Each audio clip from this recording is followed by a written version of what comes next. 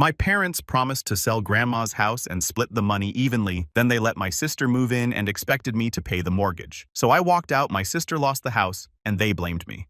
Growing up, I learned early that love in my family came with conditions. My sister Vanessa was the golden child, the one who could do no wrong, while I was simply the backup plan. She got the encouragement, the celebrations, the unconditional support. I got the lectures about responsibility and the constant reminders that I needed to work harder. Vanessa dropped out of college twice. Both times, our parents paid her tuition without batting an eye and welcomed her home with open arms. When I asked them to co-sign a small student loan for my final semester, Dad told me I should have been more financially responsible. I worked 3 jobs that year to finish my degree. She went through boyfriends like tissues, each relationship ending in some spectacular drama that required Mom flying across states to comfort her. Meanwhile, I dated Logan for 4 years before getting engaged, and Mom's only comment was that I should wait because I was still young. I was 28. The pattern continued for years. Vanessa got money for a business venture that failed within 6 months. I got a card with $50 for my 30th birthday. She received a new car when hers broke down. I took the bus for 2 years saving for a used sedan. But the house was different. The house was supposed to be fair. My grandmother owned a beautiful craftsman-style home in Portland that she'd bought in the 70s. 3 bedrooms, original hardwood floors, a garden that she tended until she physically couldn't anymore. Property values in that neighborhood had skyrocketed over the decades. By the time Grandma Lorraine passed away, the house was worth close to $800,000. Grandma left it to my parents jointly. At the funeral, Mom pulled me aside and said they were planning to sell it and split the proceeds between Vanessa and me equally. For once, I felt seen, acknowledged, like maybe I mattered just as much as my sister did. "We want you both to have something substantial," Mom said, squeezing my hand. "It's what Mother would have wanted." I thanked her with tears in my eyes. That money would change my life. Logan and I could finally afford a down payment on our own place instead of renting. We could start planning for the future we'd been putting off. 3 months passed, then 6. I didn't push because I understood these things took time. Estates had to be settled, paperwork processed. I focused on my job as a medical research coordinator and tried to be patient. Month 8 rolled around and Vanessa posted photos on social media from Grandma's house. She'd moved in. The captions talked about new beginnings and family blessings. My stomach dropped. I called Mom immediately. "Oh, sweetie, I've been meaning to talk to you about that," she said in that tone she used when she was about to justify something indefensible. "Vanessa's been having such a hard time. Her relationship with Trevor ended badly and she was practically homeless. She needed stability. She's living there temporarily." I asked, trying to keep my voice level. "Well, we've decided to let her stay permanently." The words hit me like cold water. "What about selling it? What about splitting the money?" Mom sighed like I was being difficult. "Vanessa needs this more than you do. You have Logan, you have a good job. Your sister has been struggling. This gives her security. And what do I get? You get the satisfaction of knowing you helped your sister when she needed it most." I hung up before I said something I'd regret. Logan found me crying in our tiny kitchen an hour later. When I told him what happened, his jaw tightened. "They can't just change the plan like that," he said. "Apparently they can." But Logan wasn't the type to let things go. He started researching, asking questions, making calls to the county assessor's office. What he discovered made everything so much worse. The house wasn't paid off. Grandma had taken out a reverse mortgage years ago to cover medical expenses. When she died, that loan came due. My parents had 2 options: pay off the roughly $300,000 balance or let the bank foreclose. They decided on a third option. They refinanced the house with a traditional mortgage in their names, paid off the reverse mortgage, and told Vanessa she could live there permanently. They promised her they'd transfer the deed once things were settled, but never actually did. The monthly payment was $2,400. Property taxes added another $800 monthly, and they expected me to help pay for it. The text came on a Tuesday morning while I was reviewing lab results at work. "Hi, honey. Dad and I need to talk to you about helping with Grandma's house. The mortgage payment is really stretching us thin. We were thinking you could contribute $800 a month. That seems fair since Vanessa is contributing by living there and maintaining it. Let us know. Love you." I stared at my phone for a full minute. The audacity was breathtaking. Jennifer, my colleague, noticed my expression. "Everything okay?" "My parents want me to pay for a house they gave to my sister." She whistled blow. "That's bold." I typed out 17 different responses and deleted them all. Angry ones, sarcastic ones, ones that laid out exactly how unfair this entire situation was. Finally, I settled on something simple, asked the owner. I hit send and turned off my phone. The next few days passed in a blur. Logan supported my decision completely. His own family, while not perfect, would never pull something like this. His mom called to check on me, offering support without even knowing the full story. That kindness made me cry more than anything else had. On Thursday evening, my phone started ringing. Mom first, then Dad, then Vanessa. I let every call go to voicemail. The texts piled up. We need to talk about this like adults. You're being unreasonable. Family helps family. Vanessa is very hurt by your attitude. That last one almost made me laugh. Vanessa was hurt. Not me. The daughter who'd been systematically treated like a second-class family member my entire life. Not me, who'd been promised something and had it ripped away without discussion. Friday morning brought a text from Dad that made my hands shake. Your mother is very upset. This isn't like you to be so selfish. We raised you better than this. Call us immediately. I showed Logan. He took my phone and blocked all their numbers. You don't need that toxicity, he said firmly. My Aunt Patricia, Mom's sister, called that afternoon. Unlike my parents, she'd always been kind to me. Fair. When I answered, I was prepared for her to guilt-trip me on their behalf. Instead, she said I heard what they did. I'm so sorry, sweetheart. The compassion in her voice broke something loose in my chest. I told her everything. The broken promises, the sudden change, the demand for money. That's not right, Patricia said quietly. Your grandmother would be furious. She told me once that she wanted that house to benefit both you girls equally. Your parents are playing favorites like they always have. I don't know what to do, I admit it. You do what you need to do to protect yourself. You don't owe them anything, especially not money for a house you'll never benefit from. After we hung up, I felt lighter, validated. At least someone in my family saw how wrong this was. Saturday passed quietly. Logan and I went to the farmer's market, made dinner together, watched a movie. Normal couple things that felt precious because they were uncomplicated. No hidden agendas or manipulation. Sunday morning brought the call. Multiple calls, actually. My phone lit up with a number I didn't recognize. Then another, then Patricia's number. I answered Patricia's call. They're losing their minds, she said without preamble. Your mother called me crying, saying you've abandoned them in their time of need. What happened? Nothing happened. I just didn't answer their calls. Well, apparently that's the same as abandonment. They tried to get me to call you on their behalf. I told them I wasn't getting involved beyond telling you they were trying to reach you. Whatever you decide, I support you. An hour later, Logan checked his phone and frowned. Your sister posted something. He showed me the screen. Vanessa had written a long post about family betrayal and jealous siblings who couldn't be happy for others' success. She didn't mention me by name, but several mutual acquaintances had commented asking if everything was okay. She's unbelievable, Logan muttered. I felt oddly calm. Let her spin whatever narrative she wanted. The people who mattered knew the truth. Monday brought a voicemail from Dad. His voice was different, strained. The bombast was gone. We need you to call us back. It's important.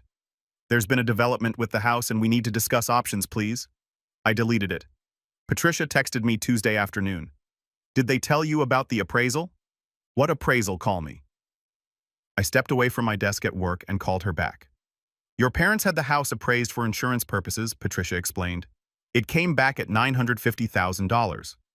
Apparently, Vanessa saw the paperwork and started talking about taking out a home equity line of credit. Your parents are panicking because they're still on the mortgage and they know if she defaults, they're responsible. A bitter laugh escaped me, so they're realizing their plan wasn't so great after all. Your father also let slip that they've been covering the full mortgage themselves. Vanessa hasn't contributed a dime. She told them she would pay utilities, and that counted as her contribution, $2,400 plus property taxes, and she thinks paying the electric bill is her share. Your mother is finally seeing what everyone else has seen for years. Vanessa takes advantage. We talked for another 10 minutes before I had to get back to work. The information sat in my chest like a stone. Part of me wanted to feel vindicated. Another part just felt sad that it had come to this. Wednesday evening, Logan came home from work looking thoughtful. I've been thinking about something. Have your parents actually transferred the deed to Vanessa? Or is it still in their names? I don't know why. Because if they still legally own it, they could sell it out from under her. And if they're as desperate as your aunt says, they might be considering it. He pulled up the county property records online. The house was still titled in my parents' names. Vanessa was just living there. They gave her a house they don't actually own. Logan said slowly. Or rather, the bank owns most of it, and they're responsible for the payments. Understanding dawned. They promised her ownership, but never transferred the title. Or at least, let her believe something that isn't technically true. The irony was almost poetic. My parents had created a situation where nobody was happy. They were stuck with a mortgage they couldn't afford, paying for a house they didn't live in. Vanessa believed she owned a property she had no legal claim to, and I was the villain for refusing to fund their bad decision. Thursday brought another unknown number to my phone. This time I answered just to see who it was. Finally, Mom's voice came through. "I've been trying to reach you for days. I've been busy. Too busy for your own mother. We need to talk about the house situation. It's become untenable." I waited silently. "Your father and I can't keep up with the payments alone. We're dipping into our retirement funds. We need you to contribute at least $500 a month. That's more than fair. Is Vanessa contributing?" A pause. "She's contributing in other ways. So no, she's going through a hard time. She's looking for work."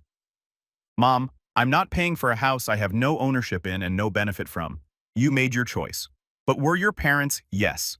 And you chose to give everything to Vanessa without even discussing it with me first. You changed the plan completely, promised her something you couldn't afford, and now expect me to fix it. That's not my responsibility. How can you be so cold after everything we've done for you?" The laugh that came out of me was sharp. "Everything you've done for me. Name one time you put me first. One time you chose me over Vanessa." Silence on the other end. That's what I thought. I'm done, Mom. Done being the responsible one who gets nothing. Done being the backup plan. Done funding Vanessa's life while she contributes nothing. "If you don't help us, we'll lose the house," Mom said, her voice breaking. "Then you'll lose the house. Maybe you should ask the owner to help." I hung up and immediately blocked that number too. Logan held me while I cried that night. Not because I felt guilty, but because I was grieving. Grieving the relationship with my parents I'd always wanted but never had. Grieving the fantasy that they might someday see me as equal to my sister. Friday. Patricia called again. "Your father showed up at my house this morning. What did he want?" "He wanted me to convince you to help them. He said you were being cruel and vindictive. I told him he created this mess and he could find a way out of it himself. He left angry. I'm sorry he dragged you into this." "Don't be. Someone needed to tell him the truth. He's been enabling Vanessa her entire life. And your mother goes along with it because it's easier than standing up to either of them. They made their bed." Over the weekend, 3 more unknown numbers called. I didn't answer any of them. Logan and I drove to the coast, walked along the beach, ate fresh seafood, and pretended my family drama didn't exist. Those 2 days were peaceful in a way I hadn't experienced in months. Monday brought an email from Vanessa. It was long, rambling, and full of accusations. I was jealous, petty, unable to be happy for her punishing her for their parents' decisions. She called me cold-hearted and said she never wanted to speak to me again. I forwarded it to Patricia without comment. She replied within minutes, "Wow, she really doesn't see her part in any of this, does she?" Never has. Work kept me distracted during the day. I was leading a research study on autoimmune disorders, and we were in a critical phase of data collection. My team depended on me to stay focused and professional. Somehow compartmentalizing my family issues became easier. They were a problem I couldn't solve, so I stopped trying. 2 weeks after my last conversation with Mom, Patricia called with news. They listed the house. My heart stuttered. "What, your parents put it on the market?" "Listed it Friday." Vanessa found out yesterday when a realtor showed up with potential buyers. Apparently, she lost her mind. Called your mother screaming. Your parents told her they had no choice because they can't afford it and you refused to help, so they're blaming me. Of course they are. Vanessa posted about it. Another vague rant about family betrayal and being made homeless by selfish relatives. Let me guess, she still hasn't mentioned that she never actually owned it. Not a word. She's telling everyone they're stealing her inheritance. The audacity continued to amaze me. How are Mom and Dad handling it? According to your mother, they're doing what they have to do. She called me crying yesterday, saying this was all your fault for not being a team player. I told her the team was rigged from the start and hung up. Patricia, you don't have to alienate yourself from them because of me. Honey, I've been watching them treat you like a spare child for 32 years. I'm done pretending it's okay. Your grandmother would be ashamed of them. After we hung up, I sat with the information. The house would sell quickly in that market.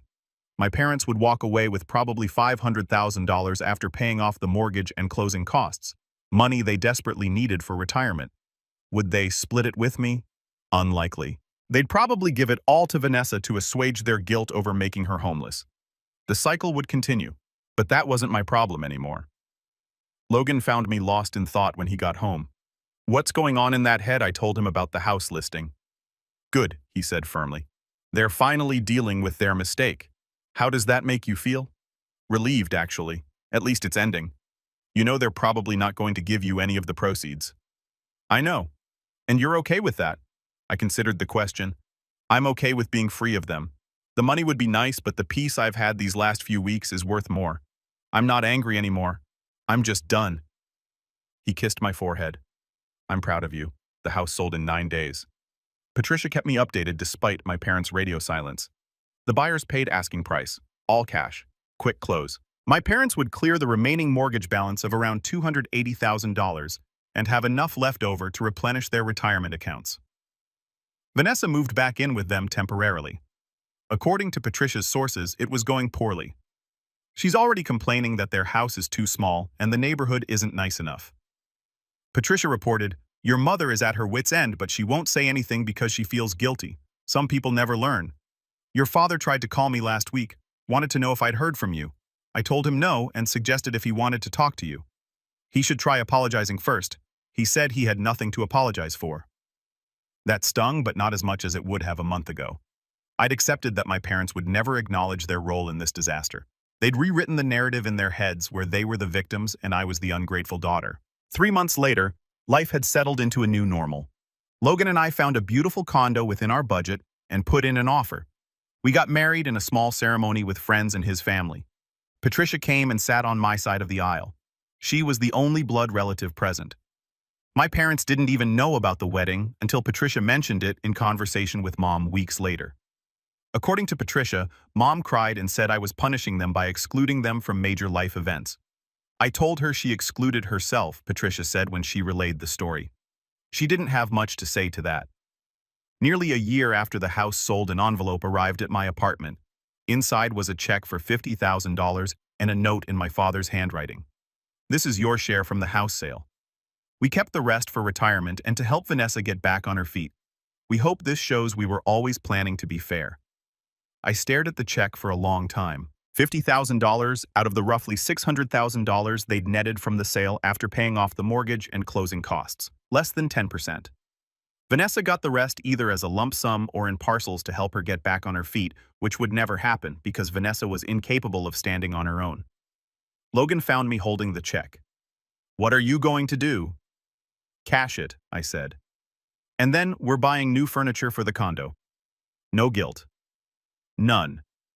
They gave me less than 10% and think they're being generous. It tells me everything I need to know about how they value me. I deposited the check the next day. Used half for a down payment on a car since my sedan was dying. Put the rest in savings. Sent my parents a brief text, received the check. Thank you. No other acknowledgement. No acceptance of their narrative that this proved their fairness. The text back came within minutes. "We'd love to see you and Logan sometime, maybe dinner next week or next." I showed Logan the message. He shook his head. They think money fixes everything. They think $50,000 erases 37 years of being second best. Are you going to respond? I thought about it for a long moment. Part of me wanted to see them, wanted to look them in the eye and tell them exactly how their choices had affected me. But what would that accomplish? They'd either get defensive or cry and I'd leave feeling worse than before. No, I decided if I respond, they'll take it as an opening. They'll think we're on the path to reconciliation and we're not. This changes nothing. Logan squeezed my hand. Then don't respond. I didn't. The follow-up text came over the next few days. Mom saying she missed me. Dad asking if I was still upset about that whole house situation. Vanessa sending a message saying she heard I got money and maybe I could loan her some since she was having a tough month. That last one actually made me laugh out loud. Even now, even after everything, Vanessa thought she could just ask me for money and I hand it over. The entitlement was staggering. I blocked Vanessa's number too. Let her figure out her own finances for once in her life. Jennifer at work noticed I seemed lighter somehow. "Whatever was weighing on you seems better," she observed during lunch one day. I cut off contact with my family, I told her. Well, most of them. That takes courage. How does it feel like I can finally breathe? No other acknowledgement. No acceptance of their narrative that this proved their fairness. Patricia called a week later laughing. Your mother is beside herself that you didn't call to thank them profusely. She expected gratitude and tears of joy. Did she really think $50,000 fixed everything? She thought it proved they'd always intended to share the proceeds. Never mind that Vanessa got over 10 times what you did. A year and a half later, Patricia reported that Vanessa had gone through all her money. She bought a new car, taken an expensive vacation, and invested in another business venture that immediately failed. She was back to living with my parents and asking them for money they no longer had to give. Your mother actually said to me, "I don't know where we went wrong with Vanessa," Patricia said incredulous. "I told her they went wrong by never letting her face consequences." She got mad at me.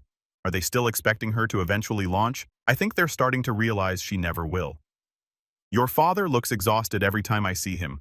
Vanessa treats their house like a hotel, doesn't clean, doesn't cook, barely contributes to groceries. The satisfaction I felt hearing this wasn't pretty, but it was real. Every choice has consequences, and my parents were finally living with theirs.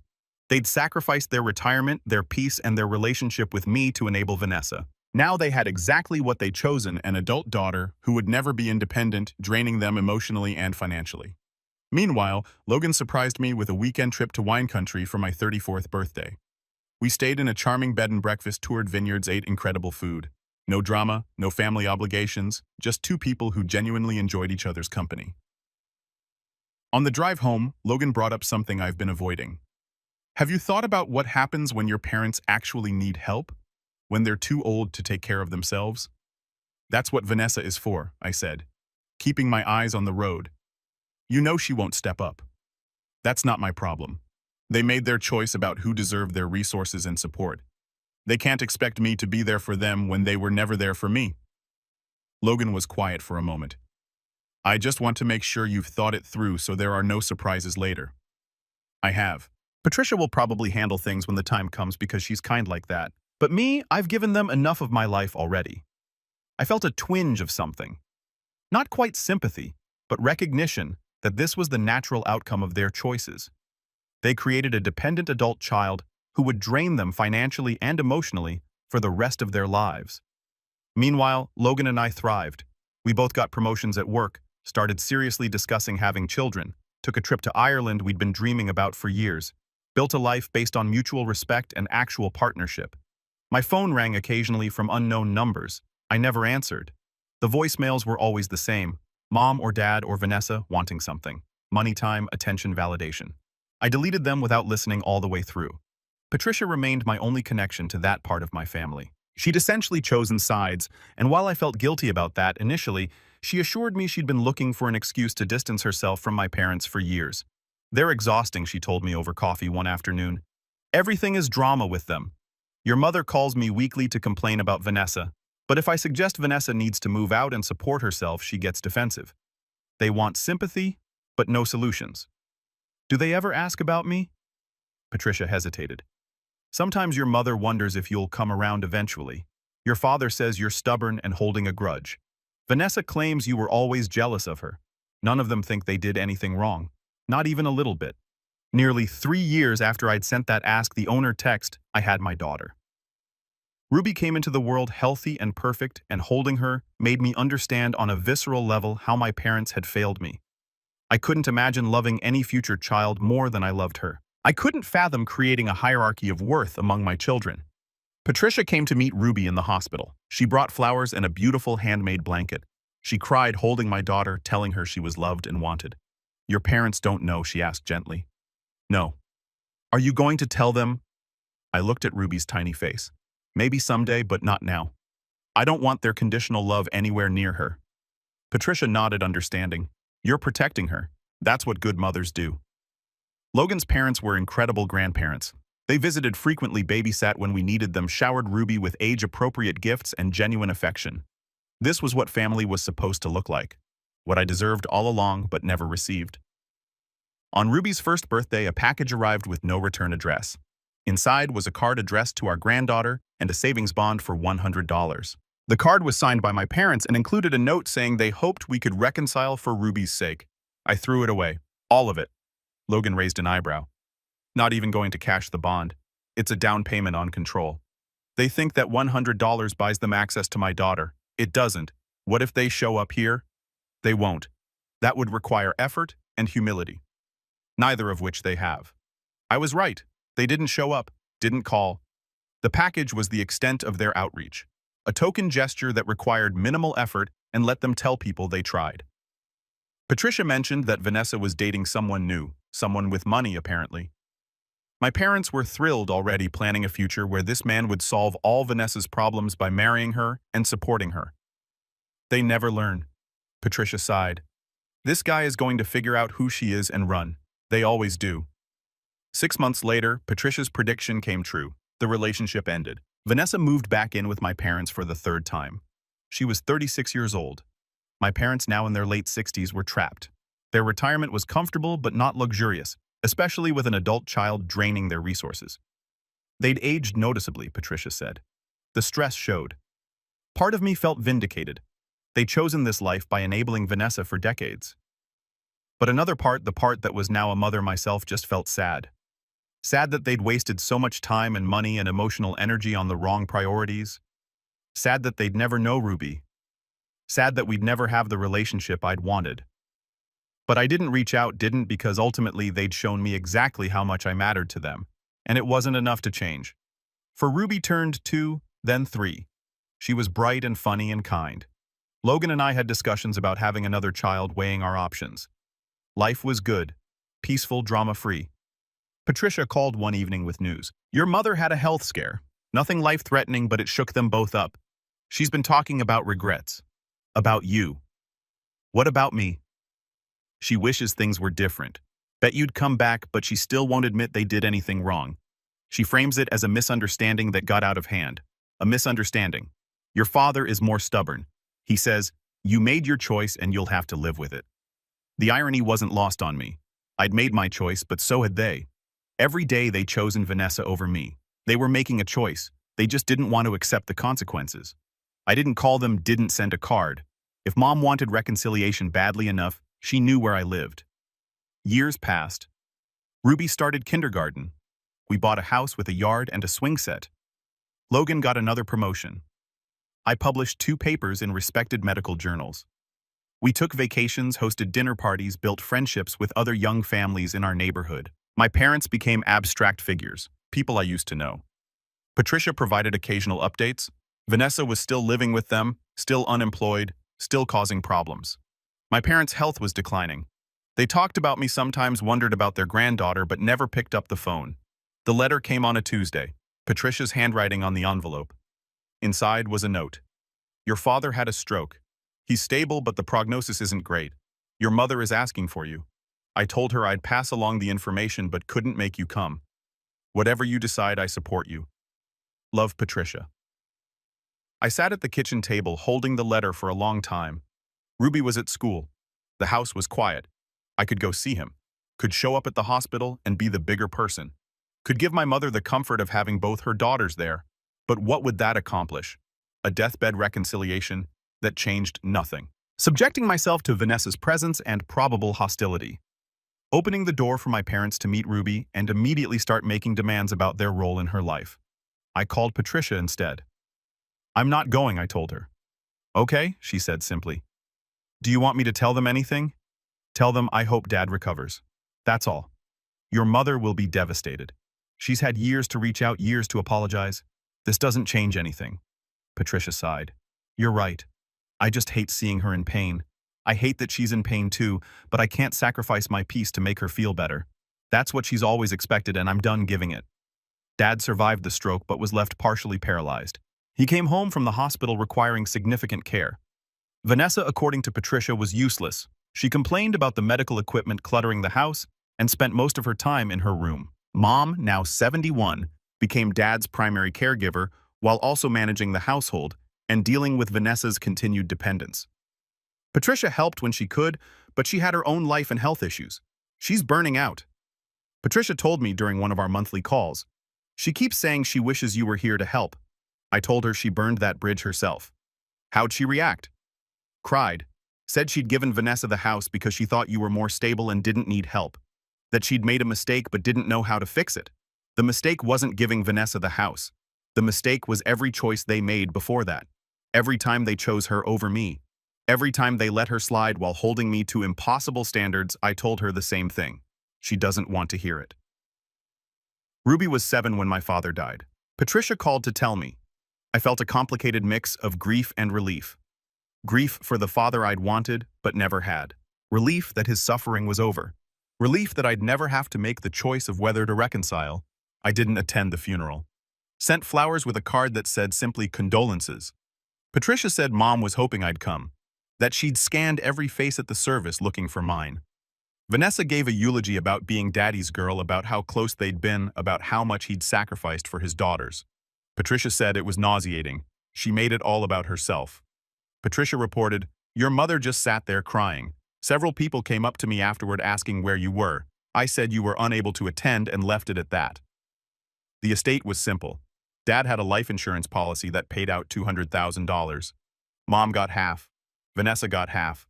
I got nothing, not even a mention in the will. I'd expected nothing different, but it still stung. Some small part of me had hoped that maybe in death he'd acknowledge I existed, that I was his daughter too. But even then, Vanessa came first. Mom's health deteriorated rapidly after Dad died.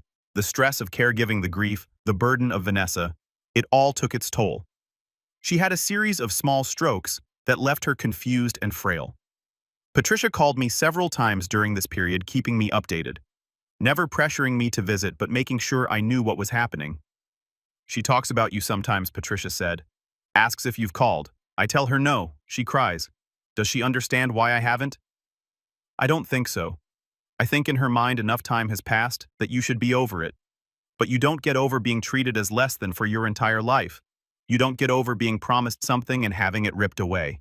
You don't get over being expected to fund your sister's lifestyle while receiving nothing in return. Vanessa spent her inheritance from Dad's life insurance within a year of getting it." Patricia said she bought another car, went on multiple trips, invested in yet another failed business venture. She went through $100,000 like it was nothing. When it was gone, she went back to asking Mom for money. Money Mom didn't have. Patricia stepped in and explained the financial situation. Mom's savings were depleted. Social Security barely covered her basic needs. There was nothing left to give. Vanessa moved out in a rage, claiming everyone had turned against her. She found an apartment she couldn't afford and got a part-time job that lasted 3 weeks. The cycle continued, but now without my parents' safety net. Mom lived alone in the house for 2 years before her health declined to the point where she needed assisted living. Patricia handled all the arrangements because Vanessa was unreachable, and I was still maintaining my distance. Patricia sold Mom's house to cover the assisted living costs. She keeps asking for you. Patricia told me after getting Mom settled, says she needs to see you, to explain. Explain what? How she chose Vanessa over me my whole life. How she expected me to fund a house I'd never benefit from. How she gave away my inheritance without discussion. I don't need explanations. She's dying. The words hung in the air between us. I closed my eyes, feeling the weight of them. "I know," I said finally. "And I'm sorry she's dying. But showing up now doesn't undo the past. It just makes me the daughter who came back when it was convenient. And that's not who I am." Patricia was quiet for a moment. "You know I love you, right? And I support your decision, but I also want to make sure you won't regret this later." I might have regrets. I admit it. But I'd have more regrets if I went back and subjected myself and my family to their toxicity one more time. Ruby is 10 now. She's old enough to remember meeting them. Old enough to ask questions. I won't expose her to people who would inevitably treat her the same way they treated me. "That's fair," Patricia said. "More than fair, actually. You're protecting your child. That's what parents should do." Mom lasted another 8 months in assisted living. Vanessa visited twice. Patricia went weekly. The staff said Mom often seemed confused about which daughter was which, calling Patricia by my name and asking when Vanessa would bring the baby. When Patricia called to tell me Mom had passed, I was surprisingly calm. "How do you feel?" Patricia asked gently. "Like a chapter of my life is finally closed. Is that terrible?" It's honest. There's no right way to grieve a complicated relationship. I didn't attend this funeral either. Vanessa could have her moment, could play the grieving daughter without my presence complicating the narrative. Patricia told me later that Vanessa's eulogy painted Mom as a saint who'd sacrificed everything for her children. Several people who knew the real story rolled their eyes. One of Mom's friends approached Patricia afterward and said, "Where's the other daughter?" "The responsible one living her life," Patricia had replied. Mom's estate was minimal. The assisted living facility had consumed most of her remaining assets. There was about $15,000 left after final expenses, which Patricia said went to Vanessa by default since I hadn't contested anything and wasn't listed in any will. I didn't care about the $15,000. What could that money buy me except more proof that I'd never mattered to them the way Vanessa did? Patricia and I met for coffee a month after Mom's funeral. She looked tired but relieved. "It's finally over," she said. "The whole sad saga. How's Vanessa doing?" Patricia snorted.